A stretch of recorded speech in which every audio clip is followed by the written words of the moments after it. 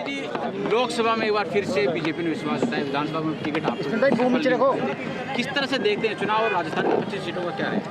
मैं धन्यवाद देना चाहती हूँ हमारी टॉप लीडरशिप का, जिन्होंने इतना विश्वास जता करके एक ही नहीं एक ही दिन में 2 जिम्मेदारियाँ मेरे ऊपर दी हैं।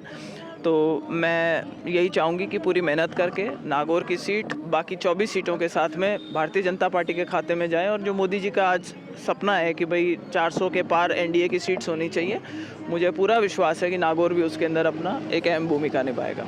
अब पिछली बार नागौर में एनडीए का अलायंस था और इस बार अलग है, तो जो सामने टिकट में जीते थे सांसद, अगर वो आते हैं तो क्या चुनौती मिल सकती है आपको, क्या समीकरण बैठे? स्वागत है अगर आकर के चुनाव लड़े, उनका मैंने हमेशा से स्वागत करा है, वो आए और चुनाव लड़े। हाँ, तो क्योंकि अलायंस अगर उनका कांग्रेस के साथ होता है तो क्या प्रभाव पड़ेगा सीट पर, क्या समीकरण बैठ सकता है? खोटा सिक्का एक बार चलता है।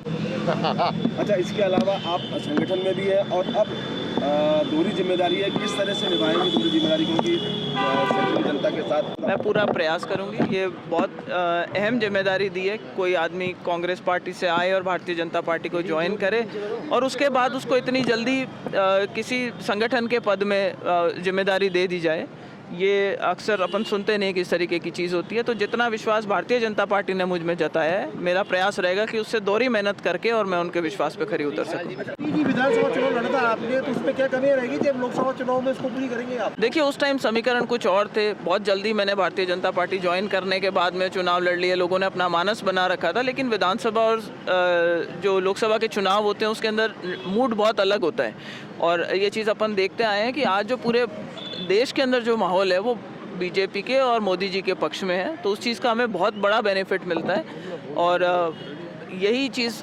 सबसे बड़ा फ़र्क होती है। और दूसरी बात यह है कि यहाँ सरकार हमारी बन चुकी है। दिल्ली में सरकार सबको मालूम है कि बीजेपी की बनेगी।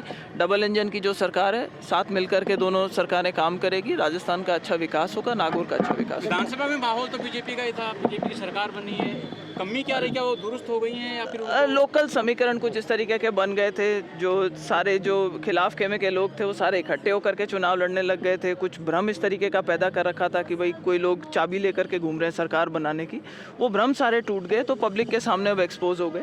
तो मुझे लगता है कि इस बार जो चुनाव है वो सिर्फ भारतीय जनता पार्टी कांग्रेस के बीच में होगा। कोई थर्ड फ्रंट की जो बातें चलती थी, जिस तरीके का एक भ्रम फैला रखा था, वो भ्रम दूर हो चुका है लोगों का। राजस्थान में कांग्रेस का क्या मानते हैं, भविष्य क्या रहेगा कांग्रेस? ये कांग्रेस की समस्या है, हमारा काम बीजेपी को मजबूत करने का है। मूल अंतर क्या है? आप लगातार उस पार्टी में भी रही और बीजेपी में भी आप लगातार। सबसे बड़ा अंतर है जो संगठन की ताकत है, वो भारतीय जनता पार्टी की बहुत मजबूत एक जिसको कहते हैं कड़ी है, और नीचे से लेकर के ऊपर तक जो फीडबैक है, वो मैकेनिज्म जो है वो बहुत अच्छा है पार्टी का। इसलिए इससे आज की तारीख में टक्कर ले पाना किसी भी और पार्टी के लिए बहुत मुश्किल है। आपका परिवार पुराना है, लगातार राजनीति के एक तरह से कहा जाए प्रिय है राजनीति का, क्या लगता है कि पूरा परिवार साथ रहेगा या जो कांग्रेस में है वो कांग्रेस जैसे रहेगी? देखिए, मैंने जब भारतीय जनता पार्टी ज्वाइन करी थी तब भी मैंने कहा था कि मेरी कोशिश रहेगी कि अच्छे लोग आएँ, भारतीय जनता पार्टी के साथ जुड़ें, सकारात्मक राजनीति करें। चाहे दूसरी पार्टियों के लोग हैं, हम उनको भी साथ लेकर आना चाहेंगे। अगर कांग्रेस पार्टी के भी अच्छे लोग हैं, हम उनको भी साथ लेकर आना चाहेंगे। और हमारी ये मैंडेट है